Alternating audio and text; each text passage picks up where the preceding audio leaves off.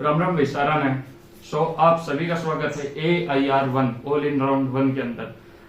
हम chemical bonding कर रहे थे। केमिकल बॉन्डिंग की हमारे आयनिक हो गया था, कोवलेंट हो गया था और लिमिटेशंस ऑफ ऑक्टेट रूल थी वो हो चुकी थी। आज हम जो टॉपिक करेंगे उसका नाम क्या है, फॉर्मल चार्ज है। फॉर्मल चार्ज नाम से समझ आ रहा है कि फॉर्मल सा है, कोई नॉर्मल सा चार्ज होगा। किन पे है? एटम्स पे है। एटम्स समझ में नहीं आया सर। बेसिकली जो कंपाउंड्स है, जैसे कि मैंने एक एग्जांपल ले रखा, क्या है, CO3 2 नेगेटिव। तो ये एक कंपाउंड है। अगर C होता तो ये अलग एटम होता, एलिमेंट होता, ये अलग, O अलग होता। इस पूरे पे तो 2 नेगेटिव था चार्ज कंपाउंड पे, पर अगर मुझे C पे निकालना है तो कितना चार्ज है सर? नहीं पता। फॉर्मल चार्ज समझाएगा, ये है इसके अंदर। O पे क्या है, कितना चार्ज है, वो नहीं पता, वो भी हमें क्यों समझाएगा, फॉर्मल चार्ज पर। फॉर्मल चार्ज जो है वो एलिमेंट्स और एटम्स के जो है चार्जेज वो डिफाइन करेगा। तो मैंने डेफिनेशन भी लिख दी थी कि charge on individual atoms of a particular compound, उन्हीं को क्या कहेंगे हम, फॉर्मल चार्ज कहेंगे। फॉर्मल चार्ज, हाँ, ये जो है ये हमारा मोस्ट इंपोर्टेंट जो है, कह सकते हो क्या है, इंपोर्टेंट, ठीक है, मोस्ट इंपोर्टेंट जो है फॉर्मूला है।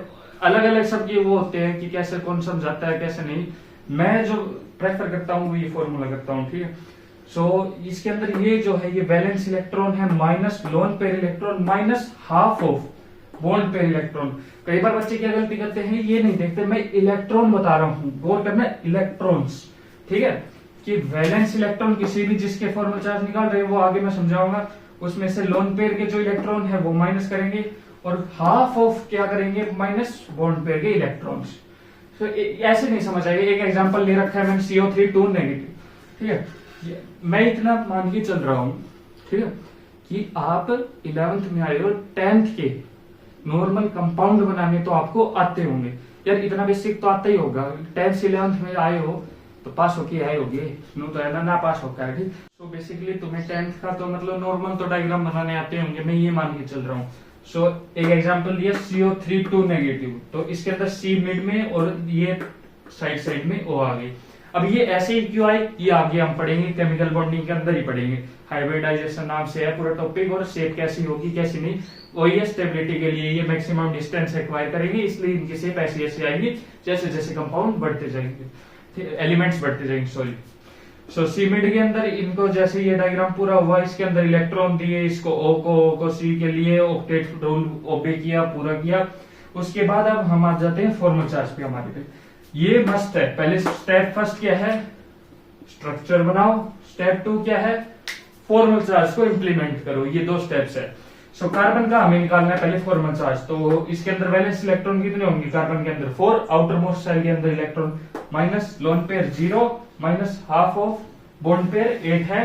तो 8 से जैसे ही मल्टीप्लाई डिवाइड किया और ये आ गया हमारा 0, 4 माइनस 4 0। अब डबल बॉन्ड O के अंदर देखते हैं वैसे ही, तो C के अंदर वैलेंस इलेक्ट्रॉन, O के अंदर वैलेंस इलेक्ट्रॉन क्या है, 6 minus 4 lone pair electron. Lone pair कौन से, ये वाले देखो, 1 2 3 4, इसके अंदर 4 है। ये सिंगल के मत गिन लेना, ये डबल का निकल रहा है, डबल बॉन्ड के, क्योंकि इसके लोन पेयर की नोट कितने, 1 2 3 4 5 6 चले जाएंगे, ठीक है, वो नीचे आएंगे,